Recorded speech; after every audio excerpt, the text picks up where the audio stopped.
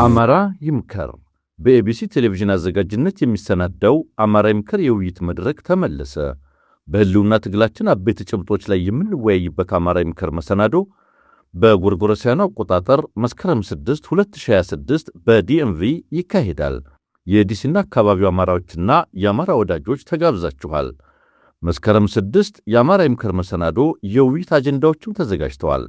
የአማራ ህልውና ትግልና የኢትዮጵያውያን ትጥቅ ድርጅቶች ትብብርና አጋርነት፣ ያገዛዙ ፕሮፓጋንዳና ጸረ ትግል ትርክቶች ምንነት፣ እንዲሁም የአማራው ሚዲያና ትርክት ምከታ ቁመናዎች፣ በተጨማሪም ያገዛዙ የከፋፍለ ግዛ የግጭትና ቅራኔ ትርክቶች እስከምን የሚሉ ጭብጦች ይመከርባቸዋል። የትግል ቃል ኪዳናችንን እናድሳለን። በርከት ያሉ ምሁራን፣ ፖለቲከኞች፣ የፋኖ ተወካዮች፣ የሚዲያ ሙያተኞች ይሳተፋሉ። መስከረም 6 እንዳይቀሩ እንዳያመልጦ። የውይይት አድራሻ 11931 ቴክ ሮድ ሲልቨር ስፕሪንግ ሜሪላንድ፣ ዚፕ ኮድ 20904። መስከረም 6 2026 ውይይቱ ከ3 ፒኤም ጀምሮ ይካሄዳል። ይዘጋጁ። በዕለቱ የአማራ ሳት ቴሌቪዥንን የመደገፍ መርሃ ግብርም ይኖራል። አማራ ይምከር። ኤቢሲ ቴሌቪዥን፣ ትጋታችን ለህልውናችን። ሰላም ጤና ይስጥልን ተመልካቾቻችን፣ እንደምን ዋላችሁ እንደምን አመሻችሁ። ከአንከር ሚዲያ ዝግጅት ክፍል ያክብሮ ሰላምታችንን እናቀርባለን። በመላው ኢትዮጵያ አስገዳጅ ወታደራዊ ምልመላ እየተካሄደው ነው። እናቶች በሪታና ዋይታ ልጆቻቸውን እየሸኙ ነው። የአብይ አህመድ አገዛዝ ከፍተኛ የሆነ ወታደራዊ ምልመላ በአስገዳጅነት የሚያደርግበት ዘመቻ ተቃውሞ እየቀረበበት ነው። ህፃናቶች እየታፈሱ እየተወሰዱ ነው። አንዳንድ እናቶች ከዚህ ቀደም ልጆቻቸው መወሰዱን ስለነዛም መጨረሻቸውን ሳያውቁ ሌላ ልጃቸው በመወሰዱ ከፍተኛ የሆነ ሀዘን እንደተሰማቸው የተገለጸ ነው።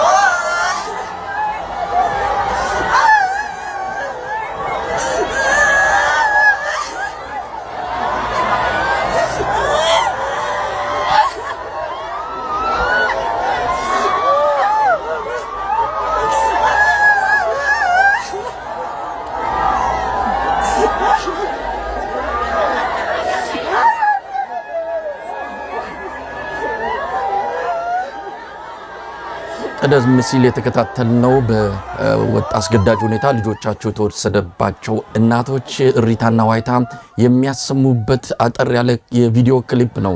በሌላ በኩል በአንዳንድ አካባቢዎች ይህንኑ ወታደራዊ ምልመላ ሸሽተው ሲያመልጡ በነበሩ ወጣቶች ላይ ያገዛዙ ታጣቂዎች ተኩስ ከፍተው መግደላቸው እየተነገረ ነው። በደብረ ብርሃን እንደዚሁ አንድ ወጣት ተገድሏል። አዲስ አበባ አቅራቢያ ወለቴ በሚባል አካባቢም እንደዚሁ 2 ወጣቶች መገደላቸውን መረጃዎች ያመለክታሉ። 10 ዓመት 20 ዓመት ውጊያ ማስቀጠል ይቻላል። ምንም ችግር የለም። ክላሽም አለ፣ ጥይትም አለ፣ ሰውም አለ። ከ2-3 ክልሎች ብቻ በሳምንታት ጊዜ ውስጥ በአንድ ሳምንት በ2 ሳምንት በ3 ሳምንት ጊዜ ውስጥ 100,000 ልዩ ኃይል የሰለጠነ የታጠቀ የተደራጀ ማውጣት ይቻላል። አይ ልዩ ኃይል ላይ በቃ ሚሊሻ ነው የሚያስፈልገው ከተባለ በጥቂት ወራት በአንድ በ2 ወር ጊዜ ውስጥ ግማሽ ሚሊዮን ሚሊሻ ከሞላ ጎደል የታጠቀ ከሞላ ጎደል መተኮስ የሚችል ማውጣት ይቻላል። እንደምታውቁት 100 ሚሊዮን ህዝብ ሀገር ስለሆነ ሌላ 1 ሚሊዮን ወጣት ቀስቅሶ አሰልጥኖ ማስማራት ይቻላል። ተመልካቾቻችን በዚህና በሌሎች ወቅታዊ ጉዳዮች ላይ በማተኮር የአንከር የመረጃ ክፍለ ጊዜ ከናንተ ጋር ይቆያል። የቀድሞ የውጭ ጉዳይ ሚኒስትር የአማራ ክልል ፕሬዝዳንት የአብይ አህመድ የደህንነት አማካሪ አቶ ገዱ አንዳርጋቸው ሰሞኑን በማህበራዊ ሚዲያ ላይ ሰፊ መነጋገሪያ ሆኗል። የእሳቸውን የሥራ ሁኔታ የሚያመለክት ቪዲዮ መለቀቁን ተከትሎ ነው አጀንዳው የተነሳው። አቶ ገዱ አንዳርጋቸው ምላሽ ሰጥተዋል። እኔ ለራሴ ያላንስም ራሴን ችያለሁ፣ ነገር ግን በችግር ላይ ላለው የአማራ ህዝብ ድረሱለት ሲሉ ምላሽ መስጠታቸውን ነው የሰማነው። በዚህ ጉዳይ ላይ ማጠር ያለ ቆይታ እናደርጋለን። ወለጋ ሰላማዊ ዜጎች እየተጨፈጨፉ ነው። ግድያው በከፍተኛ ደረጃ በአገዛዙ ታጣቂዎች ታጅቦ እየተካሄደ ነው። ቤቶች እየተቃጠሉ ነው። መንደሮች እየወደሙ ናቸው። በሺዎች የሚቆጠሩ ሰላማዊ ዜጎች እየተሰደዱ መሆናቸውንም ያገኘነው መረጃ ያመለክታል። በወለጋው ላይ እናተኩራለን። ሌሎች አጀንዳዎችን በመያዝ ወደ እናንተ መተናል። እኔ መሳይ መኮንን ከዋሽንግተን ዲሲ ከጋዜጠኛ ሙሉጌታ አንበርብር ጋር በመሆን አብረናችሁን ዘልቃለን። መልካም ጊዜ።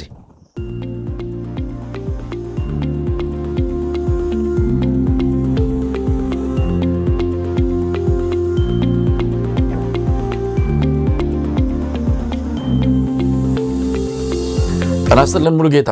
ጤና ይስጥልን መሳይ፣ እንደምን አለ? እንደምን አለ? እንዴት ነህ? ደህና ነው ወይ? እንደው ዝግጅታችንን አብይ አህመድ የጠፋ በሚለው ርዕስ እስቲ እንጀምር።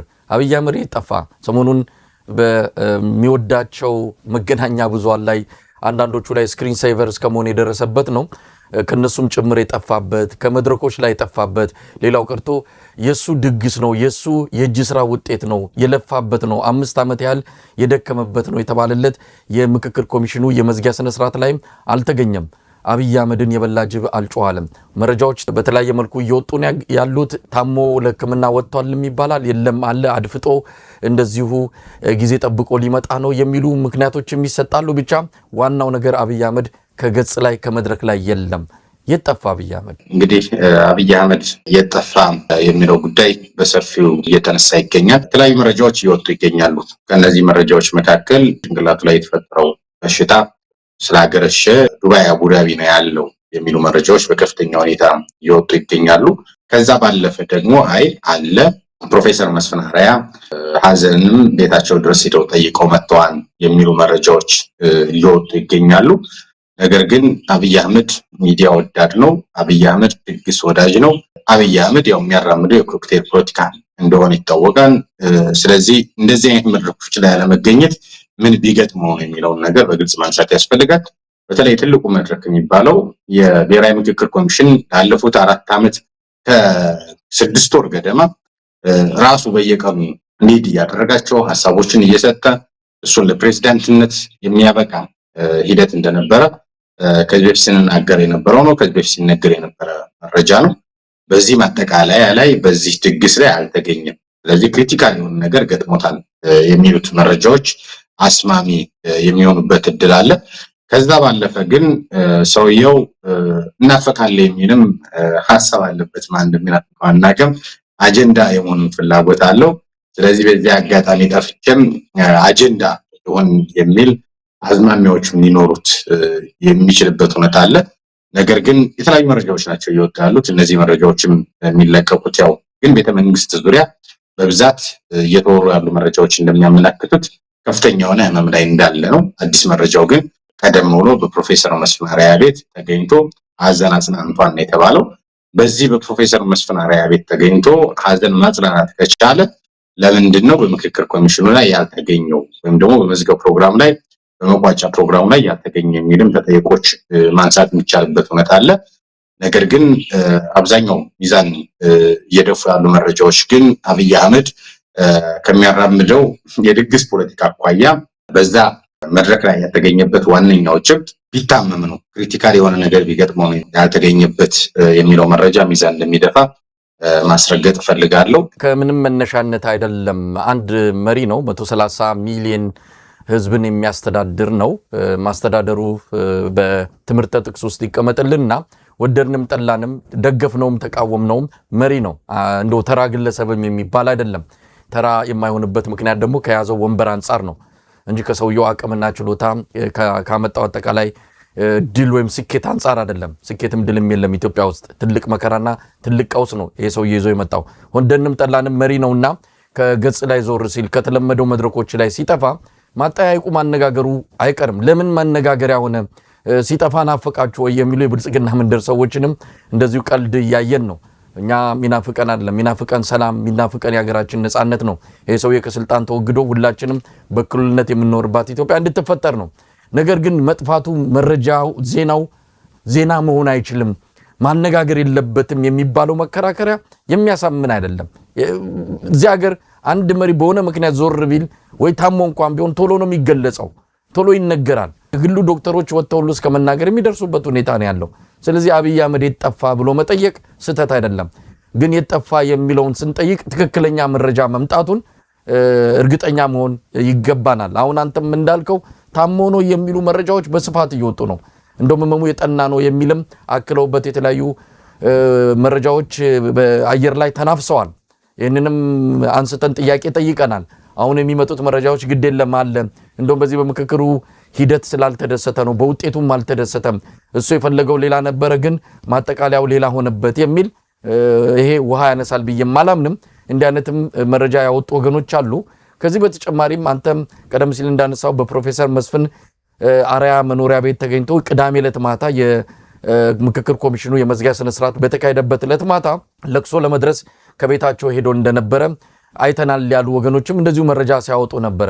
ማን ነው ትክክል? የትኛው ነው? ሁሉም መረጃ አየር ላይ ነው ያለው።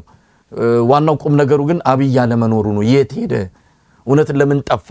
ለመናፈቅ ወይስ ችግር ገጥሞት ታሞ?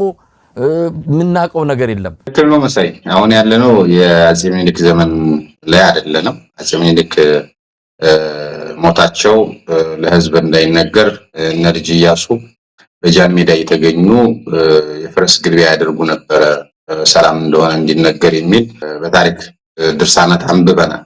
ነገር ግን አሁን ያለነው ደግሞ 21ኛው ክፍለ ዘመን ላይ ነን። ብዙ መቶ ቁጥሮችን ተሻግረናል። ቅድም እንዳነሳው የተለያዩ ሀገራት መሪዎች በሚታመሙበት ጊዜ ህዝባቸው ስለሚያከብሩ ጸሎት አድርጉልኝ እስከ ማለት የሚደርሱበት እውነት እንዳለ ይታወቃል። መረጃዎችም ይወጣሉ። ነገር ግን አብይ አህመድ ደግሞ ህዝባቸው ይንቁታል። ታሞም ይሁን አይሁን፣ በተለይም ደግሞ እንደሱ የጅልነት ህሳቤ ለመናፈቅ ማስበው ከሆነ ስህተት ነው። እሱን የሚናፍቅ የለም።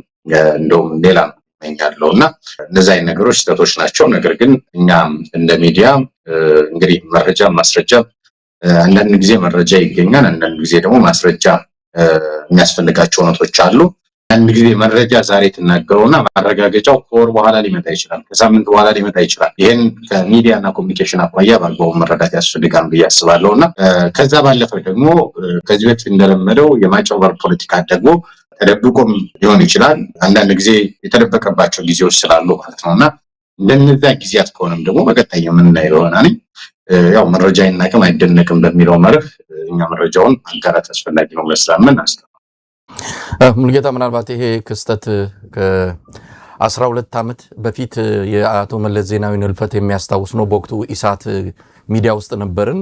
አቶ መለስ ዜናዊን አንድ ወር ሙሉ አስክሬናቸው በብራስልስ ሞርግ ውስጥ ተቀምጦ ለኢትዮጵያ ህዝብ ግን በህይወት እንዳሉ እንደውም አንድ ወቅት ላይ አቶ በረከት ስምኦን ለእንቁጣጣሽ ይመጣል ሁሉ እስከ ማለት የደረሰበት የተለያዩ መረጃዎችን ሲያወጡ በዙሪያ ባሉ የተለያዩ ደጋፊ ሚዲያዎችም ጭምር ቤተ መንግስት አካባቢ እንዳሉ ሲነገር የቆየበት ነው። እኛ በወቅቱ አቶ መለስ ዜናዊ ሐምሌ 21 ቀን 2004 ዓ.ም ከዚህ ዓለም በሞት መለየታቸውን ጠቅሰን ከአንድ ወር ገደማ አካባቢ ናሴ 15 ቀን ይመስለኛል 12 እንደዛ በብሔራዊ ቴሌቪዥን አቶ መለስ ዜናዊ መሞታቸው ተገለጸ። ያንን ክስተት ነው የሚያስታውሰን። በወቅቱ በመሃል ላይ የአፍሪካ ህብረት ስብሰባ ይካሄድ ነበርና የወቅቱ የአፍሪካ ህብረት ሊቀመንበር የሴኔጋሉ ፕሬዚዳንት ማኪ ሳል ወንድማችንን አቶ መለስ ዜናዊን በዚህ አጠገባችን ባለማግኘታችን በጣም እናዝናለን የሚል ነገር መናገራቸውና ይሄን በዓለም አቀፍ ሚዲያ መዘገቡን ተከትሎ እነ በረከት ስምኦን በወቅቱ ይህንን መረጃ ለማድበስበስና ለማጥፋት ከፍተኛ የሆነ ዘመቻ መክፈታቸውንም እንዲሁ አስታውሳለሁ። ያንን ያመጣሁት ያለ ምክንያት አይደለም። አብይ አህመድ ምንም ሊሆን ይችላል፣ ሰው ነው፣ ሊሞት ይችላል፣ ሊታመም ይችላል። ይሄ ለምን ሆነ ማለት አይደለም። ለማንኛውም ይህንን ጉዳይ በዚህ እንግታና ወደ ሌላው ርዕሰ ጉዳይ እንሂድ። ሙልጌታ፣ ቀደም ሲል በመግቢያ ላይ ያሰማሁት በጣም ስሜት የሚነካ የእናቶች እሪታና ዋይታ፣ ኢትዮጵያውያን እናቶች ከዚህ ለቅሶ ከዚህ እሪታ ሊላቀቁ አልቻሉም። አሁን ደግሞ በከፋ ሁኔታ ነው የመጣባቸው። ልጆቻቸው ከጉያቸው እየተነጠቁ እየተወሰዱ ነው።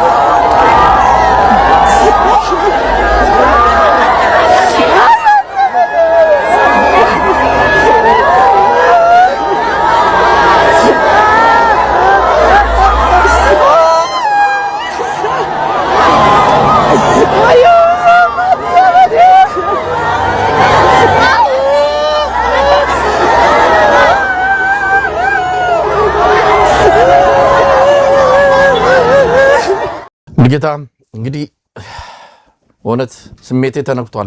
በጣም የሚረብሽ ነገር ነው የምንሰማው፣ የሚረብሽ እነዚህ እናቶች እንደሰማነው ከሆነ አንዳንዶቹ ከዚህ በፊት ልጆቻቸው ተወስደው አልተመለሱም። ይኑሩ ይዳኑ የሚያውቁት ነገር የለም፣ መርዶ አልተነገራቸውም። ሁሌ እየጠየቁ እያለ ነው ሌላኛው ልጃቸው ከጉያቸው የተወሰደው። አንዲት እናት ምስክርነትን እንደዚሁ ስከታተል ነበረ። ሁለተኛ ልጇን የተወሰደባት አብይ አህመድ የኢትዮጵያን ህፃናት ወታደሮችን አሁን ሰሞኑን በህወሓት ተማርከው በትግራይ የታዩ አንዳንድ ህፃናት ወታደሮችን እያየው ነበረ። ውሃ ጠምቶት መናገር እስኪያቅተው ድረስ ውሃ እያለ ሲለምን የነበረበትን ሁኔታ እውነት ወዴት እያመራን ያለ ነው? ይሄ ነገር መቼ ነው የሚቆመው? አብይ አህመድ ለራሱ የስልጣን ማስቀጠያ ብሎ ኢትዮጵያን ልጆችን እንዲፋጁ እስከ መቼ ነው ዝም የሚባለው? ይሄ ነገር የሆነ ቦታ መቆም አለበት። ሙልጌታ የእናቶች ዋይታ፣ የእናቶች ልቅሶ፣ የእናቶች ሀዘን የእህቶቻችን ጭምር እህቶችም አብረዋል። ቪዲዮ ላይ አንዳንድ እህቶችም ጭምር የወንዶች ብቻ አይደለም ሴቶችም ጭምር እየታፈሱ እንደሆነ ከሚደርሱ መረጃዎች ከተለያዩ ቦታዎች የተረዳ ነው። እውነት ነው። እዚህ ምስሉ ላይ የሚታዩት ትናንት እንግዲህ እንደምናስታውሰው በርካታ ወጣቶች ወደ ጦር ሜዳ በሚሸኙበት ጊዜ በደስታ ነበር የሚሄዱት እናቶች የሚሸኙት። አስታውስ ከሆነ ከዚህ በፊት በነበረው ሁነቶች ልጃቸውን ጭምር እንደሚሰጡ ይታወቃል። ዛሬ ላይ ግን ጦርነቱ ፍትሃዊ አለመሆኑ የእርስ በርስ ግድያ መሆኑ የተረዱ ትናንት መከላከያ ሰራዊት የነበሩ ልጆቻችን ስጡን ብለው ወየት ነው ያሉት ብለው ሲጠይቁ ምላሽ ያላገኙ እናቶች ዛሬ በድጋሚ ሌሎች ልጆቻቸውን በእንደዚህ አይነት መልኩ በባስ የተጫኑ ወደ ሞት ቀጠና፣ ወደ ግድያ ወረዳ፣ ወደ ማይመለሱበት ቀጠና እየተላኩ ያለበት ሁኔታ አለ። ይሄ የእናቶች የመጨረሻ ልቅሶ ነው። በነገራችን ላይ ከዚህ በኋላ ያላቸው ዘመን የልጃቸውን መምጣትና ለመምጣት በናፍቆት መጠባበቅ በር ማየት የሚሆንበት እድል ከፍተኛ ህይወት ፍጻሜያቸው እስከሚሆን ድረስ። ምክንያቱም የአብይ አህመድ አገዛዝ ልጆቻቸውን እነሱ ጉያ ይቀማል። መኖራቸውን አለመኖራቸውን አይናገርም። ከእናቶች ጉያ ነጥቆ ሲወስድ ኃላፊነት አይሰማው። ከተሰውም በኋላ ከሞቱም በኋላ ሀዘን ማርዳት፣ ለቤተሰብ ማሳወቅ ከአንድ መንግስት ነኝ ከሚባል ወይም ደግሞ ከአንድ መንግስት የሚጠበቀው የአብይ አህመድ መንግስት ግን ለስልጣኑ ብቻ የሚጨነቅ ስለሆነ ለሱ ጦርነት ብቻ ይማግዳቸዋል። ከዛ በኋላ ያለውን የቤተሰብ ኃላፊነት አይቀበሉም። ከዚህ በፊት እንደምታስታውሰው ዳንኤል ክብረትን ጨምሮ እና አብይ አህመድ በትንሽ ጊዜያት 10 ሚሊዮን ወታደር፣ በትንሽ ጊዜ 1 ሚሊዮን ወታደር። ኢትዮጵያ የወጣቶች ሀገር ነች። ከፈለግ በአንድ ሳምንት በአንድ ወር ጊዜ ውስጥ ሚሊዮን ወታደር ማሰለፍ እንችላለን የሚሉት ከእናቶች ጉያ በእንደዚህ አይነት መልኩ እንደሚነጥቁ እርግጠኛ ስለሆኑ በአንድ ሳምንት በሁለት ሳምንት በሶስት ሳምንት ጊዜ ውስጥ 100,000 ልዩ ኃይል የሰለጠነ የታጠቀ የተደራጀ ማውጣት ይቻላል። አይ ልዩ ኃይል አይበቃም ሚሊሻ ነው የሚያስፈልገው ከተባለ በጥቂት ወራት በአንድ በሁለት ወር ጊዜ ውስጥ ግማሽ ሚሊዮን ሚሊሻ ከሞላ ጎደል የታጠቀ ከሞላ ጎደል መተኮስ የሚችል ማውጣት ይቻላል። እንደምታውቁት 100 ሚሊዮን ህዝብ ሀገር ስለሆነ ሌላ 1 ሚሊዮን ወጣት ቀስቅሶ አሰልጥኖ ማስማራት ይቻላል። እንዲያደርጉት ያለውም ይሄ እየሆነ ያለውም ይሄ ከእናቶች ጉያ እየቀሙ በእንደዚህ አይነት መልኩ እያስለቀሱ ወደ ጦርነት እየማገዱ የራሳቸውን ስልጣን ለማስጠበቅ ጥረት የሚያደርጉ እንደዚህ ቀምተው ወስደው አስገድደው እናቶችን የሚያስደፍሩ ከእናቶች ጉያ ወስደው እናቶችን የሚያስደፍሩ ከእህታቸው ገንጥለው ወስደው እህቶችን የሚያስደፍሩ እየሆነ ያለው ይሄ። ለዛ ነው የአብይ አህመድ አገዛዝ በኢትዮጵያ ምድር ውሎ ባደረ ቁጥር አዲስ ቀውስ፣ አዲስ አደጋ፣ አዲስ ተጨማሪ አናርኪዝም፣ አዲስ ተጨማሪ የሰብአዊ መብት ጥሰት እያስፈጸመ ነው። ኢትዮጵያውያን ደም በደም እያቃባ ነው። እነዚህ እኮ ወደ ሱዳን አይደለም የሚጫወቱት፣ እነዚህ እኮ ወደ ሶማሊያ አይደለም የሚጫወቱት። እነዛም ማለት ፍትሃዊ ጦርነት ካለ ማለት ነው። ፍትሃዊ ጦርነት በሌለበት ወዴት መጫናችን ድንበር ለመጠበቅ አይደለም። እነዚህ እየተጫኑ ነው፣ እርስ በርስ ለማገዳደል ነው። የአማራ ህፃናትን ለመግደል ነው። በጣም አሰቃቂ ቪዲዮ ዛሬ ወጥቷል አይደል መሰለኝ። ወለጋ ላይ አንዲት ህፃን ልጅ እናቷ ሞቶባት ከእናቷ ሬሳ ጎን ለ3 ቀን ተቀምጣ የተገኘች አይሻ ሰይድ ካራክተር ነች፣ እንደዚህ ነች የሚሉን ሰዎች የዛሬውን ህፃናት ምን ሊሉን ነው? ይሄ የሆነ ያለው በማን ነው? በአብይ አህመድ ነው። የአብይ አህመድ አገዛዝ ለአንዴና ለመጨረሻ ጊዜ መውደቅ አለበት። ከኢትዮጵያን ጫንቃ መላቀቅ መቻል አለበት። በኋላ ባደረ ቁጥር አዲስ ህመም፣ አዲስ ስቃይ፣ አዲስ ልቅሶ፣ አዲስ ዋይታ ነው የሚያመጣብን የሚባለው ለዚህ ነው። እየሆነ ያለውም ይሄ ነው። ወደ ወታደር ቀጠና ለመውሰድ እናቶችን እያለቀሱ ዋይ ዋይ እያሉ በጥይት የሚጠበቅበት ወታደሩ ሲያደርግ የነበረው እንዳይንቀሳቀሱ የማድረግ ከዛም ባለፈ በርካታ መረጃዎች እየተሰሙ ነው። ደብረ ብርሃን ላይ ለማምለጥ ሙከራ ያደረጉ ወጣቶች እንደተገደሉ ተሰምቷል። ይሄ እየወጡ ያሉ መረጃዎች ናቸው። ይሄ በአማራ ክልል ላይ ያለው በኦሮሚያ ክልል በጣም ግፍ እየተፈጸመ ነው። ደቡብ ክልል ከፍተኛ የሆነ ግፍ እየተፈጸመ ነው። ቀድሞ ደቡብ ክልል አሁን የተለያዩ ክልሎች ስለሆኑ እነዚህን ነገሮች በአግባቡ ማየት ያስፈልጋል። የእናቶች ዋይታ በጣም አይሏል መሰለኝ፣ በጣም አሳዛኝ። በነገራችን ላይ በጣም የሚደርሱ በርካታ መረጃዎች አሉ። ከደቡብ ክልል እየመጡ ያሉ፣ ከኦሮሚያ ክልል እየመጡ ያሉ መረጃዎች፣ ከአማራ ክልል እየመጡ ያሉ መረጃዎች፣ ከተለያዩ ክልሎች እየመጡ ያሉ መረጃዎች በጣም አሳዛኝ ናቸው። በጣም አደገኛ ናቸው። የብልጽግና አገዛዝ በስልጣኑ ለመቆየት የኢትዮጵያን ልጆች ወደ ጦርነት እየማገደ መሆኑ በነገራችን ላይ ብድር እየሰጡ ያሉ መንግስታት፣ ድጋፍ እያደረጉለት ያሉት መንግስታት ለምን አይነት መንግስት ድጋፍ እያደረጉ እንደሆነ፣ ለምን አይነት መንግስት ገንዘብ እየሰጡ እንደሆነ ቆም ብሎ ማሰብ መቻል አለባቸው። በሚሰጡት ገንዘብ መሳሪያ እየገዛ አብይ አህመድ መሳሪያ አምራች የሆኑ ሀገራት ሁሉ አካለው ያላቸውን መሳሪያ ሁሉ በግፍ ገዝቷል። እሱም አልበቃውም። ለቪዲዮ መቅረጫ የሚሆኑ ድሮኖችን ኢትዮጵያ ውስጥ ሌሎቻችሁ ማስገባት አትችሉም፣ እኔ ብቻ ነኝ ማስገባት አለብኝ ብሎ በተለያዩ ቦታዎች እየተኮሰ ፋኖች በጥይት እየተመታ እየወደቀ በመረጃ ደረጃ እየወጣ ሁሉን አቀፍ ጦርነት በህዝብ ላይ ከፍቷል። በማን? በሚመራው ህዝብ ላይ። በማን? ግብር በሚከፍለው ህዝብ ላይ። በማን? በኢትዮጵያ እናቶች ላይ፣ በኢትዮጵያ ወንድሞች ላይ፣ በኢትዮጵያ አጠቃላይ ህዝብ ላይ ማለት ነው። ይሄ አስገዳጅ ወታደራዊ ምልመላ እንግዲህ ባልታወጀ ብሔራዊ ውትድርና ነው ኢትዮጵያ በዛ ስር እንደወደቀች ምንም ጥርጥር የለውም። ምልመላው እድሜው ለውትድርና ያልደረሱ ህፃናትን ጭምር ወደ ጦር ግንባር እየላኩ እንዳለ ምንም ጥርጥር የለውም። የተማረከ በትግራይ ማለት ነው አንድ ህፃን ወታደር የተናገረውን እንሰማለን።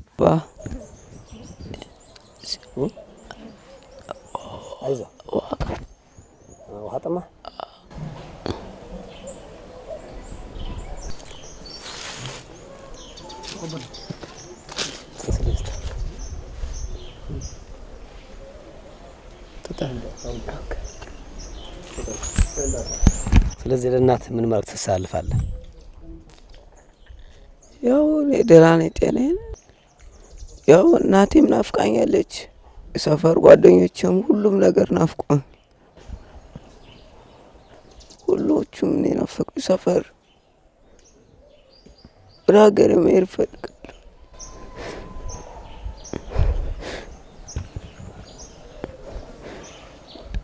ከባድ ነው። እንዲህ አይነት ነገር እየሰማን ነው። እንግዲህ ኢትዮጵያ ደህና ነች ወይ?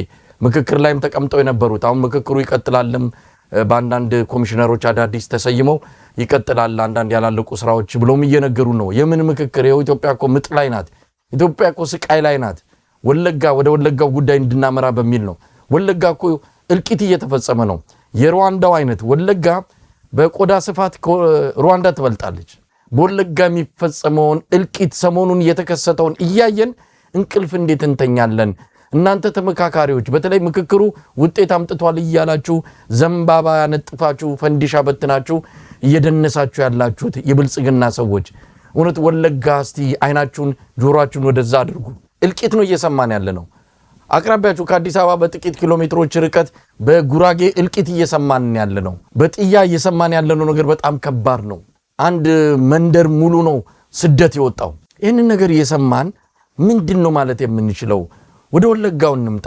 ወለጋ ላይ እንደ አዲስ የህዝብ እልቂት እየሰማን ነው። ምናልባት በመሃል በተፈጠረ አንዳንድ የፖለቲካ ክስተቶች ምክንያት ጋብ ብሎ ነበረ። በተለይ የአማራ ፋኖ ብሔራዊ ንቅናቄ በዛ አካባቢ ወታደራዊ እርምጃ አጠናክሮ ከቀጠለ በኋላ የተወሰነ ጋብ ብሎ ነበር። አሁን እንደ አዲስ አገርሽቷል። አሁን ይሄ ስርዓት አልበኝነት በሚመስል መልኩ ወጣቶች እየተጫኑ ወደ ቀጠናው እየተጓዙ ነው ያሉት። የኦሮሚያ የተለያዩ የጸጥታ መዋቅሮች፣ የኦሮሚያ ሚሊሻ፣ የኦሮሚያ አድማ በታኝ፣ የኦሮሚያ ልዩ ኃይል፣ ኤርጴሎዳ፣ ገዳ ኮማንዶ፣ ጋቸና ሲርና፣ ኮሬኔጌኛ፣ አባቶርቤ ስማቸው ይለያይ እንጂ ግብራቸው አንድ አይነት ነው። ወለጋ ላይ ዘምተዋል። ቤት እያነደዱ ነው። ህፃናት እየገደሉ ነው። ወለጋ የደም መሬት ሆናለች። በዚህ ሰዓት ላይ ምንም እንዳልተፈጠረ ነገር ብልጽግና አዲስ አበባ ላይ ሌላ ነገር ነው እያወራ ያለው ሙሉጌታ። ነሐሴ 13 2018 ዓ.ም በምስራቅ ወለጋ ዞን ጊዳ አያና ወረዳ እንዶዴ ከተማን ሙሉ በሙሉ በማውደምና ቤተክርስቲያን ቅጥር ግቢ ውስጥ በመግባት በማስቀደስና በቅዳሴ ላይ ያሉ ካህናቶች እንዲሁም ከእናት አስክሬን ጎን የ4 ዓመት ህፃን በህይወት እንደተገኘ እንዲሁም የሃይማኖት አባቶች፣ ካህናት፣ አይነ ስውራን መነኮሳትን በግፍ ተረሽነው ለማየት እንደተቻለ ነው ከቦታው የተገኘው መረጃ እንደሚያመላክተው። መረጃውን መጀመሪያ ላቅርብ ብዬ ነው። ለአድማጭ ተመልካቾቻችን የአዶዴ ስላሴ ቤተክርስቲያን ዋና አስተዳዳሪ ቆሞስ አባ ታደሰ፣ ቄስ አዲስ አየለ እንዲሁም አስክሬናቸው ያልተገኙ ካህናትና መነኮሳት በበርካታ ቦታዎች እንደተገደሉና ጭፍጨፋ እንደተፈጸመባቸው ነው የተሰማው። 3 ሰዓት ጀምሮ የክልሉ ገዳይ ጥምር ጦር እንዲሁም መከላከያ ማዕከላዊ 101ኛ ኮር 33ኛ ክፍለ ጦር ከፊት እንደ ኬላ በማስቀመጥ የክልሉ ጥምር ኃይል ተብየው መንደር 3 መንደር 22 ሙሉ በሙሉ ሲያቃጥሉና ተጨማሪ በጭ የሚባል ሰፈርን የሃይማኖት ተቋም የጊዮርጊስ ቤተክርስቲያን ጨምሮ ማቃጠላቸው ነው የተሰማው። በዚህ ሂደት ውስጥ የኦሮሚያ ክልል አድማ ብተናም፣ ልዩ ኃይል፣ ጋቸና ሲርና፣ ኤልፒዶላ ሚኒሻና አንዳንድ የቄሮ አካላትን ጭምር እንደተሳተፉበት ይገለጻ። እንግዲህ በምስሉ እንደወጣው ይፋ እንደሆነው በርካታ መንደሮች በነገራችን ላይ የት ነን ያለው እኔ ቪዲዮን ሳይ ምንድነው እየሆነ ያለው በሚል ነው ያዘንኩት። ይሄ ምን ማለት ነው? አድማጭ ተመልካቾቻችን ትናንት በተለያዩ ሀገራት ለምሳሌ የቦኮ ሃራም ኃይሎች እነዚህ አሸባሪ የሚባሉት አካላት ሲፈጽሙት የነበረው ሲያነዱት የነበረው ባዶ ቤት ሄደው ያከትላሉ፣ ቤተክርስቲያን ሄደው ያወድማሉ። እንዶዴ ስላሴ ቤተክርስቲያን ተቃጥሏል፣ ቅዱስ ጊዮርጊስ ቤተክርስቲያን ተቃጥሏል። አጠቃላይ እየወደመ ነው ያለው። ይሄን እየወደመ ያለው በስርዓቱ የታገዘ የመከላከያውን ማዕከላዊ ዘን 101ኛ ኮር 33ኛ ክፍለ ጦር ጭምር የተሳተፈበት ነው እየሆነ ያለው እና እነዚህ ኢትዮጵያኖች አይደሉም እንዴ? ኢትዮጵያኖች የሚራሩ ናቸው፣ የሚከባበሩ ናቸው፣ የሚዋደዱ ናቸው፣ እንግዳ ተቀባይ ናቸው የሚል ማዕረግ ነው ያለን አይደል? የሚል እሴት ነው ያለን። ከዚህ እሴት ባፈነገጠ መልኩ ሰው ጠል ሊሆን አማራ ጠል ሊሆን ስርዓት መር የሆነ ግድያ፣ ስርዓት መር የሆነ ጭፍጨፋ፣ ስርዓት መር የሆነ ማፈናቀል፣ ስርዓት መር የሆነ እሴት የማውደም ከፍተኛ እንቅስቃሴ ነው እየተደረገ ያለው። ለዚህ ደግሞ የኦህዴድ ፖለቲከኞች ከፍተኛ ድጋፍ ይሰጣሉ። ለዚህ ደግሞ በተቃዋሚ ስም የተኮለኮሉ የኦህዴድ ስልታዊ ደጋፊዎች ድጋፍ ይሰጣሉ። ይሄ እየተፈጸመ ያለው ለምንድን ነው? ይሄ እየተደረገ ያለው ለምንድን ነው የሚለውን በግልጽ ማስቀመጥ ያስፈልጋል። ወለጋ ቀጠና ላይ ያለውን የአማራ ፋኖ ብሔራዊ ንቅናቄ አይሻ ሰይድ 4ኛ እዝን ጫና ውስጥ መክተት ይፈልጋል። እሺ፣ እዛ ቀጠና ላይ መደራጀት፣ እዛ ቀጠና ላይ አገዛዙ እያደረገ ያለውን የጋቸና ሲርና የአባት ወርቤ ኮሬኔገኛ ምናምን የሚባለው ገዳይ ቡድን የማስቆም ታሪካዊ ኃላፊነት ማን አለበት? እየተገደለ ያለው ማህበረሰብ የመከላከል መብት አለው። ይሄን መከላከል መብቱን እንቅስቃሴ ሲያደርግ ደግሞ በተቃዋሚ ስም የተኮለኮሉት የኦህዴድ ጋሻ ጃግሬዎች ደግሞ ያንን አደረጃጀት መፍረስ መቻል አለበት። የአማራ ፋኖ ብሔራዊ ንቅናቄ እውቅና መንፈግ አለበት እስከ ማለት ይደርሳሉ። ስለዚህ ግድያው ኦርኬስትሬት የተደረገ ነው። ግድያው ታስቦበት እየተሰራ ያለ ግድያው ከአገዛዙ ሰዎች ጀምሮ በአገዛዙ ተቃዋሚ ስም የተሰለፉ ሰዎች እያስተባበሩት ያለ ግድያ ነው። ልንሸፋፍነው አይገባም። ባለፉት 3 ዓመት እዛ ቀጠና ላይ እንደዚህ አይነት ግድያ አላየንም፣ እንደዚህ አይነት ቃጠሎ አላየንም። ለምንድን ነው አሁን እንደዚህ የመጣው? እያቃጠሉት ያለው እየገደሉት ያለው እያፈናቀሉት ያለው የአማራው ማህበረሰብ ሆኖ እየተገደለ ያለው የኦሮሞ ማህበረሰብ ነው እስከ ማለት የደረሱበት ሁኔታ እንዳለ እየተረዳን ይሄ ግድያ ከመፈጸሙ በፊት ይሄ ግድያ እንዲፈጸም የማህበራዊ የሚዲያ ድጋፍ ሲያደርጉ ነበር፣ አግራቤት ሲያደርጉት ነበር። የቦኮ ሃራምን በፊት ስናያቸው የነበሩትን የአይኤስአይኤስን የሚመስሉ አሸባሪ ድርጊቶች እንዲፈጸሙ አግራቤት ሲያደርጉ ቤንዚን ሲያርገፈክፉ የነበሩ ሰዎች አይተናል። አሁን አባት ወርቤ ሚኒሻ እንዲሁም ደግሞ አንዳንድ ቄሮች ክብሪቱን ነው እየለኮሱ ያሉት መሳይ። ከዛ በፊት ያለውን የቤንዚን የማርከፍከፍ ስራ ግን የሰሩት ሌሎች ናቸው። ይሄ ምልክት ነው። በጣም አደገኛ የሆነ ነገር እየመጣ እንደሆነ በግልጽ ማስቀመጥ ያስፈልጋል። ከዚህ በፊት ሽፍታዎች ናቸው ብለው በጉራጌ እንደገደሏቸው ሁሉ ሌሎች ቦታዎችም በተመሳሳይ ከፍተኛ የሆነ አደጋ እንደሚመጣ ማህበረሰቡ መረዳት መቻል አለበት። ስለዚህ በወንዶዴ ስላሴ ቤተክርስቲያን የተፈጸመው፣ በቅዱስ ጊዮርጊስ ቤተክርስቲያን የተፈጸመው ወለጋ ላይ ይዳያና ወረዳ ላይ በሌሎች አካባቢዎች ከወለጋም በወጣ መልኩ ይፈጸማል። እንዲፈጸም የሚፈልጉ የሚሰሩ አካላት እስካሉ ድረስ ሙልጌታ ለምን ዓለም አቀፉ ማህበረሰብ እውነት ለመናገር በዚህ ደረጃ ዝምታን የመረጠው? እንግዲህ አዲስ አበባ የዓለም አቀፉ ማህበረሰብ ማዕከል ናት። የመንግስታቱ ድርጅት፣ የአፍሪካ ኢኮኖሚ ኮሚሽን፣ ብዙ ተቋማት የሚገኙባት ከ130 በላይ ኤምባሲዎች ያሉ ናቸው። ይሄ መረጃ ሳይሰሙት ቀርቶ አይደለም። ወለጋ ላይ ድምፅ አልባ ጄኖሳይድ እየተፈጸመ ነው ያለው። ቀደም ሲል እንዳልነው በቁጥርም በቆዳ ስፋትም ከሩዋንዳ የሚበልጥ አካባቢ ነው ወለጋ ማለት። እየሰማን ያለ ነው። እንዲህ አይነት ነገር ሲፈጸም ዝምታን መምረጥ ምን አስፈለገ? ነገ ከነገ ወዲያ ያኔም የሩዋንዳው ጊዜ እና አሜሪካ ያን አይነት ሚና መጫወት አልነበረብንም ብለው በይፋ ይቅርታ ጠይቀዋል። ከመሆኑ በፊት ማስቆም አይቻልም ወይ? አሁን እኮ እየሆነ ነው ያለው። ደግሞ የሆነበትም ምክንያት ራሳቸውን ለመከላከል ዝም ብለን አንሞትም፣ እጃችንና ጣጥፈን ከቤታችን ሞትን አንጠብቅም ብለው ማረሻቸውንና ሞፈራቸውን አስቀምጠው በሬያቸውን ሸጠው መሳሪያ አንስተው የሚዋጉ ያ እኮ ሌላ አይደለም። ህዝቡን አልነኩትም። ከህዝቡ ጋር ማራብረው ነው ያሉት። እዛ ያለውን ነገር ስትሰማ አንዳንድ ጊዜ ትደነቃለም።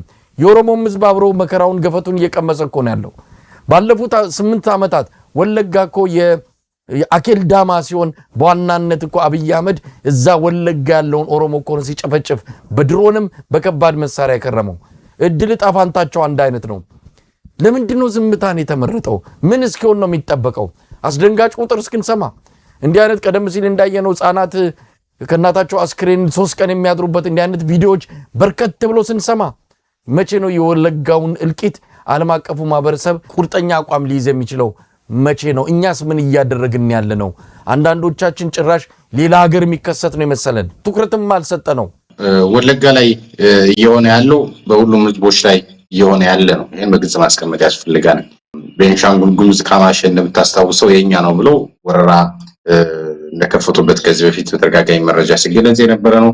ሶማሌ በተመሳሳይ ቢሻንጉራቻ ጥቁር እያሉ እዛ ቀጠና ላይ እየሰሩት ያለው ፖለቲካ ጉራጌ እንደዚህ ሶዶ ማለት የኦሮምኛ ቃል ነው እስከማለት የደረሱበት ሁኔታ አለና ይሄን በአግባቡ በመረዳት ህዝባችን እየሆነ ያለው በአግባቡ በመገምገም አጠቃላይ ኢትዮጵያ ህዝብ ይሄን አገዛዝ ለመጣል የሚያደርገውን እንቅስቃሴ ማሳደግ መቻል አለበት። አለበለዚያ የጊዜ ጉዳይ ካልሆነ በስተቀር የነጩ በሬ፣ የቀዩ በሬ፣ የጥቁሩ በሬ ታሪክ በተከታታይ እንደሚደርስበት መታወቅ መቻል አለበት። ይሄን በአግባቡ መረዳት እስካልቻልን ድረስ የእንቁጣጣሽ ዶሮና የመስቀል ዶሮ የመሆን እድላችን በጣም ከፍተኛ እንደሆነ በግልጽ ማስቀመጥ ያስፈልጋል። አለበለዚያ አደጋው በየቀኑ በሚባል ደረጃ ወደ በራችን ነው እየቀረበ ያለው። ገዳይ ቡድኑ ወደ ቤታችን እየቀረበ ነው። በራችን ላይ ደርሷል። ቤት መግባት ብቻ ነው የቀረው። የገዳይ ቡድን ደግሞ መንግስት ነው። ይህን በአግባቡ በመረዳት ለተሻለ መፍትሄ፣ ለተሻለ ለውጥ አጠቃላይ እንቅስቃሴ ማድረግ እንዳለበት ህዝባችን ማድረግ እንዳለበት ማስታወስ ያስፈልጋል። አለበለዚያ እየተሽኮረመም አገዛዙ ሊሻሻል ይችላል በሚል ተስፋ አረጋ ከበደ ጀግና ነው እንትና የሚባለው ሰው እንደዚህ ነው የሚሉ አጀንዳዎችን በመቀበል መት እንደሌለብን ማስረገጥ እፈልጋለሁ። ሁሉም ብልጽግናዎች መሆናቸውን፣ ሁሉም የአብይ አህመድ ጋሻ ጃግሬዎች መሆናቸውን፣ ሁሉም የአብይ አህመድ አገልጋይ መሆናቸውን፣ ሁሉም የአብይ አህመድ አሜን አሜን ባይ መሆናቸውን መረዳት መቻል አለበት። አብይ አህመድ በፈለገ የአይናቸው ቀለም፣ የቅንድባቸው አጣጣል፣ አነጣጠሳቸው ካላማረው በሰከንድ እድሜ ሊያነሳቸው የሚችል አመራሮች መሆናቸውን በአግባቡ መረዳት ያስፈልጋል። ስርዓቱ የተንጠለጠለው በአብይ አህመድ ዙሪያ እንደሆነ መረዳት ያስፈልጋል። ስርዓቱ የተንጠለጠለው ከወዴት ፍላጎት አኳያ እንደሆነ መረዳት ያስፈልጋል። የወዴት ፍላጎት ደግሞ ማድማት ነው፣ ማውደም ነው። ኢትዮጵያ ጠል ነው። በነገራችን ላይ ወዴት በጋራ መኖር የማያምን ስግብግብ ቡድን ነው። ይሄ ስግብግብ ቡድን ኢትዮጵያ ላይ በአናቱ ላይ ተተክሏል። በአናታችን ላይ የቆመውን አገዛዝ መጣል የምንችለው ደግሞ ስርዓቱን ታርጌት ስናደርግ፣ ስርዓቱን ኢላማ ስናደርግ፣ ስርዓቱን ተኮር የሆነ እንቅስቃሴ ስናደርግ፣ ይሄን ነው ማለት ፈልገው መስል ሙሉጌታ የወለጋውን ጉዳይ በአንክሮ በጥንቃቄ እንዲሁም በከፍተኛ ትኩረት የምንከታተለው ጉዳይ ነው። እጅግ አደገኛ የሆነ ነገር እየመጣብን ያለ ነው። እንግዲህ ኢትዮጵያ በአብይ አህመድ አገዛዝ መዳፍ ስር እስካለች ድረስ እንዲህ አይነቱን እልቂት በመጨረሻው የአብይ አህመድ ምዕራፍ ላይ ልታስተናግድ እንደምትችል በየጊዜው የምንሰማው ጉዳይ ነው። ያ ጊዜ የመጣ ይመስላል። ያ ጊዜ እየቀረበ ነው፣ እያንኳኳ ነው፣ ደጃፋችን ደርሷል። ይህ አገዛዝ ያጥፍቶ ጠፊ አይነት አካሄድ ነው፣ ቆርጦ የተነሳ ቡድን ነው። ያ ነገር እንዳይመጣ ለሁላችንም ከመተላለቅ ተያይዞ ወደ መዳን የምንሄድበት ሁኔታ እንዲፈጠር እንግዲህ የተጀመሩ ትግሎች አሉ። ወደ ኋላ ላይ መጣበታለሁ። እሱን አንስተን በህብረት ኢትዮጵያን እጅ ለእጅ ተያይዘን ማዳን ይገባናል። የምጡ ጊዜ የስቃዩ ጊዜ ምናልባትም ድፍርስ የሚለው ነገር እየመጣ ነው። ምናቀው ነገር የለም። የሚደፈርስ ነገር ግን እየመጣብን እንዳለ በግልጽ እያየን እንገኛለን። ሙሉጌታ ወደሚቀጥለው ርዕስ አቶ ገዱ አንዳርጋቸው ሰሞኑን በማህበራዊ ሚዲያ ላይ መነጋገሪያ ሆኗል። አቶ ገዱ አንዳርጋቸው የብልጽግናውን አገዛዝ ተለይተው በስደት ወደ አሜሪካ ከመጡ በኋላ ብዙ ነገር ሲወራባቸው ነበር፣ ብዙ ነገር ተብሏል። እሳቸው ግን ቀጥ ለጥ ብለው የሚያምኑበትን እያደረጉ ሚዲያው ላይም እንደው ዝም ብለው ሳይበዙ የራሳቸውን የቤት ስራ እየሰሩ ቆይተዋል። ምን እየሰሩ እንዳለ ይሄ የግል ጉዳይ ነው። አሜሪካ ስትመጣ እውነት ለመናገር የምትሰራውን ጎረቤታ አያውቀውም። አንዳንድ ተንኮለኞች በብልጽግና ዶላር እዚህ ሀገር ተሻግረው መጥተው ሌላ ስራ የላቸውም። እኛን የሚሰልሉ ብዙ በኤፍቢአይም ጭምር ክትትል እየተደረገባቸው ያሉ እንዳለ እናውቃለን። ሰው የሚሰልሉ ሌላ ስራ የላቸውም። የቤት ኪራያቸው የሚከፍለው ደሞዝ የሚከፍላቸው የብልጽግናው አገዛዝ ነው። ግን እያሳደዱ እዚህ ሀገር ያሉትን ሰዎች የሚከታተሉ የብልጽግና የደህንነት ሰዎች እንዳሉ እናውቃለን። የአሜሪካን ባለስልጣናት እንደሚያስሯቸው እንጠብቃለን። መረጃውንም እየሰጠን ያለ ነው። በቅርቡ ይሄንን የአቶ ገዱ አንዳርጋቸውን ቪዲዮ ያወጣውንም ግለሰብ እየተከታተልን ነው። ወደ ኤፍቢአይ ሪፖርት እየተደረገን ያለው ግን እንምጣበት እስቲ። አቶ ገዱ አንዳርጋቸው ላይ የወጣው ቪዲዮ ምንድነው? ምን እየተባለ ነው? እስቲ ወደ አንተ ልምጣ። አቶ ገዱ አንዳርጋቸው በዚህ ጉዳይ ላይ ሰጡትን ምላሽ ይዛል ሙሉጌታ። ገዱ አንዳርጋቸው ያው የአማራ ክልል ፕሬዝዳንት የነበሩ ሲያገለግሉ የነበሩ ለውጥ የሚባለውን ኮቴሽን ውስጥ አስገብተ ነው ወይም ደግሞ ትምህርት ጥቅስ ውስጥ አስገብተ ነው።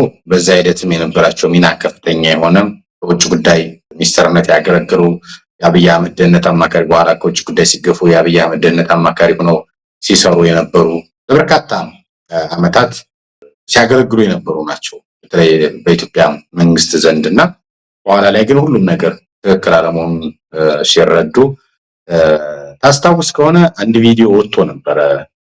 ገዱ አንዳርጋቸው ደሴ ላይ የተናገረውን ቪዲዮ ትክክል አይደለም፣ እየተወረርን ነው፣ ጥቃት እየደረሰብን ነው፣ በዚህ ሂደት ደግሞ የብልጽግና አገዛዝም ጭምር ተጠያቂ ነው የሚል ቪዲዮ ወጥቶ ነበር። በወቅቱ ብዙ መነጋገሪያ ሆኖ ነበር። የዛሬ 5 ዓመት እና ጥርስ እየተነከሰባቸው ተመቶ በአብይ አህመድ አገዛዝ ዘንድ በሌላ ጉዳይ ጭምር የሚፈለጉ የነበሩ ናቸው።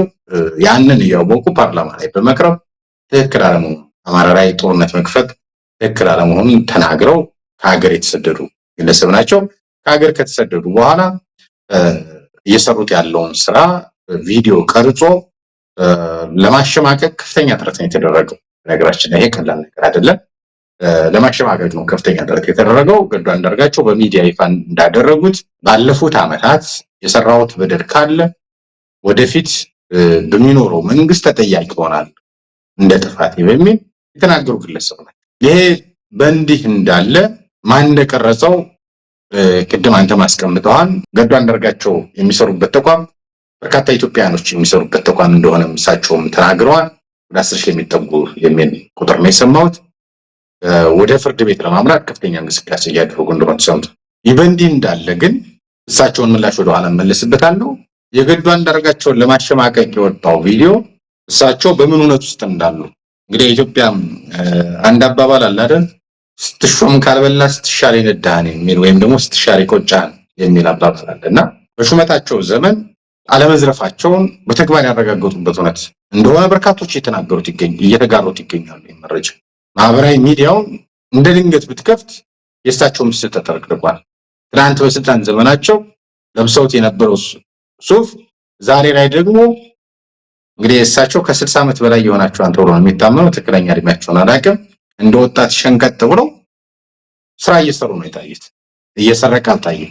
የብልጽግና ጀነራሎች ሀገር እየዘረፉ ነው።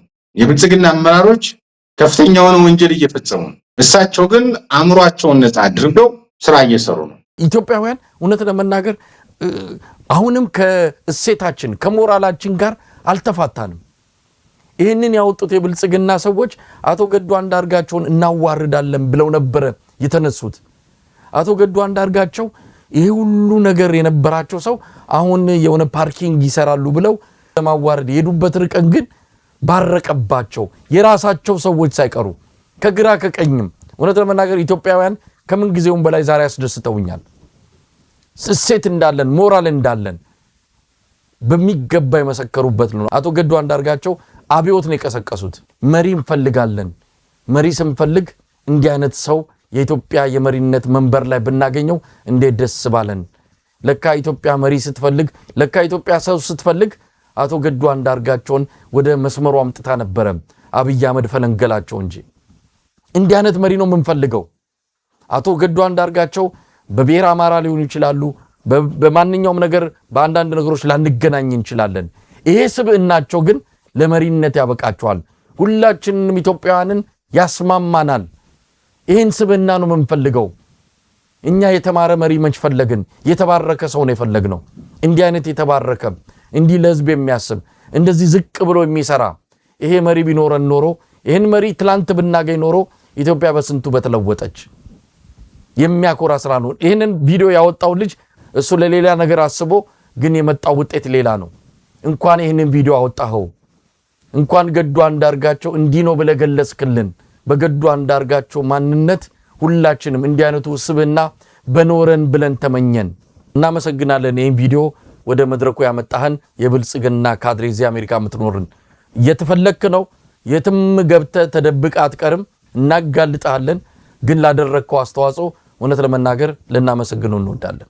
ትክክል ነው መሳይ። እንደው እናመሰግነዋለን እያላችሁ እንዴት ትፈልጉታላችሁ የሚል ጥያቄ የሚነሳ ስለሚችል እዚህ ላይ ግለሰቡ የሚፈለግበት ዋነኛ ምክንያት ኢንቴንሽኑ ያለ ፍቃድ ሰዎችን መቅረጹ ትክክል አይደለም። በሱ ይፈለጋል። ላደረገው አስተዋጽኦ ግን የማመስገን እፈልጋለሁ። ይሄን የቀረጸውን ሰው ምስጋናው ምንድነው? ኢትዮጵያ ውስጥ የምናውቀው መሪ ሲባል ሲሾም ያልበላ ሲሻር ይነዷን በሚል ነው። ቅድም ጠቅሻለሁ። ሲሾም ያልበሉ ዛሬም ግን በእንደዚህ አይነት መድረክ ላይ የሚገኙ በእንደዚህ አይነት ስራ ላይ የሚገኙ ጀግኖች እንዳሉ በግልጽ የተመለከትንበት ነው። በነገራችን ላይ ገዱ እንግዲህ ብዙ ክስቶች ነበሩበት። ወደኋላ እንትኑን እንመለስበታለን። ብዙ ክስቶች ነበሩበት። ዶላር እየበተነ ዶላር እየረጨ መሪዎችን እያባላ ምናምን የብልጽግና ፕሮፓጋንዳ ነበረ። ነገር ግን ዶላር እንደማይረጭ በምን እውነት ውስጥ እንዳለ በተጨባጭ የታየበት እውነት ተፈጥሯል። ይህን ተከትሎ በርካቶች ተቆጥተዋል። የተቆጡበት አገዛዙን ተቃውሞ ነው የወጣው። ብዙ ወዳሞች በነገራችን ላይ ዛሬም ድረስ ይችን ህይወት ላለመኖር ነው አብይ አህመድን እያሸረገዱ የሚገኙት። ይችን ህይወት ላለመኖር ሙልጌታዬን በደንብ አስምርበት። እዚህ የመጣ አንድ ሚኒስትር ዴታ አግኝተነው ነበር በአካል። አብዛኞቹ ሚኒስትር ዴታዎች አብዛኞቹ ሚኒስትሮች አብይ አህመድን የሚከተሉትና አብይ አህመድ ሲጠራ ቤት ሲልኩት ወዴት የሚሉት የቪላ ቤታቸውን እንዳያጡ 3 V8 መኪኖችን እንዳያጡ ደሞዛቸውን እንዳያጡ ነው የሚለውን ነገር አንርሳ። ለዛ ብለው ነው ከአብይ አህመድ ዙሪያ የተኮለኮሉት። አብይ አህመድም ይሄንን ያውቃል። አቶ ገዱ አንዳርጋቸው አቶ ታዬ ደንዳአ መጠቀስ አለበት። ታዬ ደንዳም ይሄንን ነገር አሽቀንጥረው ጥለው ገዱ አንዳርጋቸው ስደት፣ ታዬ ደንዳአ ደግሞ እስር ቤትን መርጠዋል። ይሄ ነገር በደንብ ሊሰመርበት በታሪክም ሊመዘገብ ይገባዋል። ትክክል ነው መሳይ። ይሄን ህይወት ላለማጣት ይሄን ህይወት ላለመኖር ነው በርካቶች ከአብይ አህመድ ግርጌ የወደቁት እንጂ አብይ አህመድ ገዳይ መሆኑን አብይ አህመድ ወንጀለኛ መሆኑን ከኛ በላይ እነሱ ያውቁታል። አብይ አህመድ ከሴት የተፋታ መሆኑን እነሱ ያውቁታል ከኛ በላይ። ምክንያቱም አብረውት እየኖሩ ምክንያቱም ተንበርከኩ ምናምን እያለ ያዋረዳቸው ጫማቸው ሸጣን ምናምን እያለ እንደሚያላግጥባቸው ይታወቃል። አብረውት አንድ ቀን መዋል ማደር እንደማይችሉ ይታወቃል። በነገራችን ላይ ይህ አገዛዝ ሲወድቅ ስለ አብይ አህመድ ክፋት በከፍተኛ ሁኔታ ከሚናገሩት የኢትዮጵያ ህዝቦች ይልቅ ሚኒስትሮቹ እንደሆኑ ይታመናል። ቅድም ያነሳው ታዬ ደንደአ እና ዮሐንስ ቧያለው በተለይ በአገዛዝ ውስጥ የነበሩት ድሎታቸውን ከህዝባችን በላይ ከህዝባችን ስቃይ አይበልጥም ብለው ፊት ለፊት ስለተከራከሩት ነው ይሄን ሁሉ በደል ያደረሰባቸው። ስለዚህ ገዱ ይሄን መርጧል። ህይወት ይሻለኛል በጭካኔ ህይወት ከምኖር ይችኛዋን ስራ እየሰራው ለአእምሮ እረፍት ባገኝ ይሻላል የሚል ምርጫ ነው ያደረገው። የሚከበር የሚደነቅ። ይሄን በማሰብ አንዳንድ ወዳጆች እየሰራ ያለው ነገር ብዙዎችን አስቆጥቷል። አንተን ማገዝ ይፈልጋሉ እና ገንዘብ ለአንተ አስተባብረን መስጠት እንፈልጋለን። ብዙዎችም ጠይቀዋል ማህበራዊ ሚዲያ ላይ እኔን ጨምሮ አስተባብሩለት እናን የሚል ጥያቄ ቀርቧል። መሳይ አንተን ሜንሽን አድርገው ነው የተለያዩ ገጾች ላይ እንደዚህ አይነት ጽሁፎች በሰፊው ይነሱ ነበር። እሱ ምንድነው የመለሰው? እኔ ሰርቼ እየኖርኩ ስለሆነ ለራሴ አላንስም። የኔን ተውትና የአማራን ህዝብ የህልውና ትግል ደግፉ፣ በብዙ መከራ ውስጥ እያለፈ ያለው ወገናችን ደግፉ ሲል ነው እንግዲህ መልስ የሰጠው ገዱ አንዳርጋቸው። ይህንን ጉዳይ በተመለከተ ብዙ ማለት አልፈልግም። ነገር ግን እኔ እዚህ ሀገር ከመጣሁኝ ዞሮ የዚህ ሀገር ኑሮ የሚፈልገውን ለዚህ ሀገር ለመኖር መስራት አለብህ። እኔም እንደዛ ነው እያደረግኩ ያለሁት። እንግዲህ ሰዎቹ ይህንን ያቀረጹ ሰዎች ምን ፈልገው እንደሆነ በእውነቱ አላወቅኩም። ነገር ግን እኔ በዚህ አጋጣሚ መግለጽ የምፈልገው ምንድን ነው፣ እኔ አንድ ግለሰብ ነኝ። እንደ አንድ ግለሰብ በዚህ ሀገር በነፃነት ለጊዜው ያገኘሁትን ስራ እየሰራው ኑሮዬን እየገፋው ነው ያለሁት። እግዚአብሔር ይመስገን መኖርበት አኗኗሪም የተሻለ ሁኔታ ላይ ነው ያለሁት። እየሰራው ነው የምኖረው ማለት ነው። ከዛ በተረፈ ግን እኔ የአማራ ወንድሞቼ እህቶቼም ይሁን በጠቅላላ የኢትዮጵያ ህዝብ መጨነቅ ያለበት እዛ ሀገር ቤት ላለው ህዝብ ነው። በከፍተኛ ስቃይ ውስጥ ነው ያለው የአማራ ህዝብ። በየቦታው እየተገደለ እየተፈናቀለ፣ ባህሉን እምነቱን በአግባቡ ኤክሰርሳይዝ እንዳያደርግ ብዙ ነገሮች እየተደረጉ ነው ያሉት። ሰው መጨነቅ ያለበት አጀንዳ ማድረግ ያለበት ያንን ጉዳይ ነው፣ የህዝብ ጉዳይ ነው። ኢትዮጵያውያን አሁን በሰላም ወጥቶ መግባት ወይም ደግሞ ቤት በሰላም አድሮ በነገታው የሚገናኝና የማይገናኝ መሆኑን እርግጠኛ የማይሆንበት ሁኔታ ነው ያለው። የኢትዮጵያ ህዝብ በእጅጉ ሰፈር እያደረገ ማለት እየተሰቃየ ነው ያለ። አጀንዳችን መሆን ያለበት ይህን ህዝብ እንዴት አድርገን ነው ከዚህ ስቃይ የምናወጣው የሚል የመተባበር መንፈስ፣ የትግል መንፈስ መጠናከር ነው ያለበት። ከዛ ባለፈ ደግሞ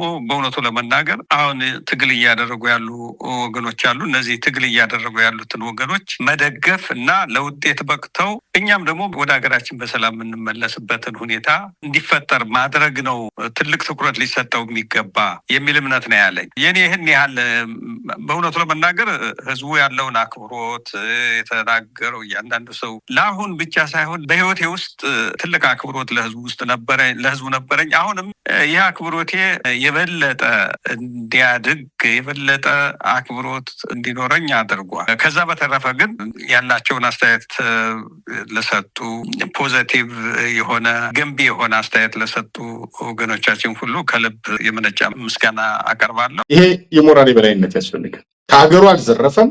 ዛሬ እየሰራ ያለውን ስራ በቪዲዮ አይተናል። የሚያስመሰግን ነው። አንዳንዶች ይችን እድል ቢያገኟት ካላችሁማ እሺ አሰባስቡልኝ የሚል ምላሽ እንደሚሰጡ ይታመናል። ገዱ ግን አሁን ምን ብሎ መጣ? ደግሞ ከፍ ብሎ መጣ። ምላሹ ምን ሆነ? ለእኔ የምታግዙትን እኔ ለማስተባበር ያሰባችሁትን አስተባብራችሁ እየደቀቀ ያለውን እየወደቀ ያለውን የአማራ የህልውና ትግል ደግፉ የሚል ምላሽ ነው የሰጠው። የአማራ የህልውና ትግል ሲደገፍ ህዝባችን ነፃ እንደሚወጣ ያምናል። ህዝብ በፊትም ሲናገሩት የነበረ ጉዳይ ስለሆነ ስለዚህ የሞራል የበላይነታቸው ከፍተኛ ሆኖ ማስቀመጥ እፈልጋለሁ። ቅድም አንተም ብለዋል። ኢትዮጵያን እንደ አብይ አህመድ አይነት አጨርባሪ መሪዎች ስልጣን ሲወስዱ ነገዱ የመውሰድ እድል ነበራቸው፣ የማግኘት እድል ነበራቸው። በወቅቱ እኔ እዚህ ላይ እንደው ማንሳት የምፈልገው በወቅቱ የተሳሳቱት ስህተት አለ። ስህተቱ ምንድነው? አብይ አህመድ ማምጣታቸው። ይህ ዲሞክራሲ በሆነ አካሄድ ራስክን ለምርጫ ታቀርባለህ እንጂ ከሌ የሚባለውን ብለህ አታቀርብም። ጌታ እዚህ ላይ ለታሪክም መቀመጥ ስላለበት ነው። በወቅቱ የነበረው ሁኔታ አቶ ገዱ አንዳርጋቸው እንደሚጸጽታቸው ጭምር በጽሁፍም በቃለ መጠይቅም የገለጹትን ያ ወቅት ላይ አብይ አህመድ የሚባል ሰው በአእምሯችንም በምስላችንም በፊታችንም ሁሉ በማይኖርበት ጊዜ ፊት ለፊት ይታዩ የነበሩት ለማና ገዱ እንደነበሩ እናስታውሳለን። በወቅቱ እነሱ ናቸው ፊት የነበሩት። አብይ አህመድ ከኋላ መጥቶ ከነሱ ፊት እንደመጣ እሱን ሁሉ ጊዜ ሲጸጽታቸው ነው የሚኖረው። አቶ ለማ መገርሳ አንድ ቀን ምናልባት ይህንን ጉዳይ የሚናገሩ ከሆነ ወደፊት እንጠብቃለን። ገዱ ግን ተናግሮታል። ከምን ጊዜም በላይ በህይወቴ የሚጸጽተኝ ያ ወቅት ነው። አብይ አህመድን ሳናቀው ወደፊት እንዲመጣ ያደረግንበት ውሳኔያችን እጅግ ይጸጽተናል ነው ያሉት። አብይ አህመድ ምንም ነበረ የዚህ የለውጥ ሐዋርያ የለማ ቲም እየተባለ ሲገለጽ የገዱ ቲምም ሊባል ይቻላል። ሁለቱ ናቸው ፊት የነበሩት። ነገር ግን እነሱ ኢትዮጵያዊ ናቸው፣ ጨዋ ናቸው፣ ሞላጫ አይደሉም፣ አጭበርባሪ አይደሉም። ከምንም በላይ ህዝብ ነው የሚታያቸው፣ ትልቁ ስል ነው የሚታያቸው። ስልጣን ላይ መውጣት አይደለም። ያ ህዝብ ስቃይ ላይ ነበርና ያንን ስቃይ እንዴት አልፈን ህዝቡን እናድናለን ብለው ነው የሚጨነቁት የሚጠበቡት። ይሄ ሞላጫ ይሄ አጭበርባሪ ግን በነሱ እንዲህ አይነት ደግነት በነሱ ይሄ የዋህነትና ኢትዮጵያዊ ጨዋነት ላይ ተረማምዶ ነው ወደፊት የመጣው። ይህንን ታሪክ በደንብ መመዝገብ አለበት። ሁሌ ጊዜ ስናነሳው የሚጸጽተን ይሄ ሰው ምን እንደሆነ ሳናቀው ወደፊት እንዲመጣ ማድረጋችን ነው ብለዋል። ይህን ታሪክ መመዝገብ አለበት። አብይ አህመድ አጭበርብሮ አታሎ ኢትዮጵያዊ ጨዋነትን አጉድሎ ወደፊት የመጣ ምንጊዜም በዚህ ባህሪው ታሪክ ሲወቅሰው የኢትዮጵያንም ስቃይ ባስታወስን ቁጥር የምናስታውሰው ግለሰብ ነው። ገዱ አንዳርጋቸው ከፍሎ ነው የበረረው። አጠቃላይ ግን አሁንም ቢሆን በብልጽግና ስር የተኮረኮሩ ካድሬዎች እንደዚህ መኖር እንደሚቻል አስተምሯቸዋል ማለት እንፈልጋለን። ከህዝብ የሚበልጥ ነገር እንደሌለ በግልጽ መረዳት መቻል አለባችሁ። መንግስት ይሄዳን፣ ጠቅላይ ሚኒስትር ይወርዳን፣ የማይወርድም እንዳይመስላችሁ እና ይህም በአግባቡ በመረዳት እንደዚህ አይነት ህይወትም እንደሚቻል እያስተማራችሁ ነው ከተማራችሁ ማለት ፈልጋለሁ። የአብይ አህመድ ግርጌ መውደቅ፣ የአብይ አህመድ አገልጋይ መሆን፣ የአብይ አህመድ ካድሬ መሆን የሚያስወግዝ ነገር ነው። መሳይ አይተው ከሆነ ብዙ ሰውን እኩል የተጋሩ ሁሉም ሰውን እኩል ድጋፍ ይሰጡ። ገዱ አንዳርጋቸው እንደዚህ አይነት ክብር እንደምታገኙ በአግባቡ መረዳት መቻል አለባችሁ ከተማራችሁ። ግን ዘርፈ ሰርቀ ወጥተህ ደግሞ አይ እንደዚህ አይነት እየሰራው ቪዲዮ ተቀርጬ እወጣለሁ ብትልም እንደማይሰራ እንድታውቀው እንፈልጋለን። ትክክለኛ መረጃ ሲሆን ነው ሁሉም ሰው የሚጋራ። ይሄን በደንብ መረዳት ያስፈልጋል። ከህዝብ አትዝረፉ፣ ከህዝብ አትስረቁ። የመዳኛ ጊዜ አሁን በተለይ ዛሬ ላይ መሳይ ይሄን በደንብ ስትረስ ማድረግ ስለፈልግ ትናንት የአማራ ክልል ፕሬዝዳንት የነበረው ገዱ አንዳርጋቸው ያለበትን ነባራዊ ሁኔታ ተረድተህ ቲም ለማ ቲም ገዱ እየተባለ አብይ አህመድ ጎን የነበሩት ሰዎች ተገፍተው የወጡት ለአንተ ራይ እንደሌለው መረዳት መቻል አለብህ። ነገ በድሮን ሊመታ እንደሚችል ሲጅ ውስጥ አስገብቶ አደጋ ሊከትብህ እንደሚችል መረዳት መቻል አለብህ። በተለይ የዞን የወረዳ አመራር ነገ ጠንከር ሲል ባንክ ቤቶችንም ዘግቶ ደሞዝህንም አቋርጦ እዛው ባለህበት ነፋኑ አጋፍቶ እንደሚወጣ መረዳት መቻል አለብህ። ቤተሰብ ያላችሁ እንደዚህ አይነት አደጋ ሊመጣ እንደሚችል እየደወላችሁ ተናገሩ። መቼም ካድሬ የሌለው ዘመራይ ነው እምቢ ብሎ እዛው እያገለገለ ያለ ማለት እንደዚህ አይነት ነገር አደጋ ገጥማህን ማለት አለብህ። አሁንም የአብይ አህመድ ሚኒስተር የሆናችሁ በተለይ አዳዲስ ካድሬዎች እንዳብል እንደ ኢዜማ ያላችሁ በብልጽግና መዋቅር ውስጥ አይደለንም ተቃዋሚ ሰምነን የምትሉት አሸርጋጆች በምክክር ኮሚሽኑ ያያችሁት ነገር አለ። ምክክር ኮሚሽን ተብየው ተጨማሪ ደግሞ ጊዜ አንዳንድ ጊዜ ያስተምራል። የትናንቱ የገዱ ፎቶ በብዛት የሚያስተምሩ የብልጽግና አመራሮች ነው። የመዳኛ መንገድ አሁን እድል እንዳላቸው ማሳያ እንደሆነ በግልጽ ማስቀመጥ ፈልጋለሁ። አመሰግናለሁ። ቀደም ሲል እንዳልኩት ነው ኢትዮጵያዊ ጨዋነት እንዳልደረቀ ኢትዮጵያዊ እሴቶች አሁንም ድረስ አሸናፊ ሊሆኑበት የሚችል እድል እንዳለን ተስፋ የሰጠን ክስተት ነው። ያው ገዱ አንዳርጋቸው ይሄ የሰሞኑ አጀንዳ እንኳን መጣ እውነት ራሳችንን ለመፈተሽም ጠቅሞናል። የትን ያለ ነው ከግራ ከቀኝም ነው እውነት ለመናገር አንዳንድ የብልጽግና ሰዎች ጭምር በጣም ነው የተደነቁት። ስለዚህ ለሁላችንም ነው ትምህርት የሰጡት። ብልጽግና ውስጥ ላሉት ብቻ አይደለም በሌሎቻችንም ዘንድ የሆነ ነገር አጋጣሚ የሆነ አቋራጭ ተጠቅመን እንደዚህ ስላሽ ገብተን መበልጸግና ስልጣን ማግኘት ለምንፈልግ ሰዎች ሁሉ ትምህርት ነው የሰጡን አቶ ገዱ አንዳርጋቸው። እርሾ አለ ማለት ነው። ይህንን እርሾ ይዘን ኢትዮጵያን ለማዳን እንደምንጠቀም ከምን ጊዜውም በላይ ያየንበት አጋጣሚ ነው። በተረፈ ጨርሰናል። ሌሎች አጀንዳዎችን ቢኖሩንም ግን ካለን ጊዜ አንፃር በዚህ ልንለያይ ነው። ሙሉጌታ አመሰግናለሁ። መሳይ በተለያዩ ጉዳዮች ላይ ያተኮረው የዕለቱ የአንከር የመረጃ ክፍለ ጊዜ በዚህ ተጠናቋል። አብራችሁን ስለነበራችሁ ከልብ እናመሰግናለን። ጋዜጠኛ ሙሉጌታ አንበርብርን እንዲሁ በእናንተ ስም በማመስገን እንሰናበታለን። ኢትዮጵያ በክብር ለዘላለም ትኑር። ጤና ይስጥልን።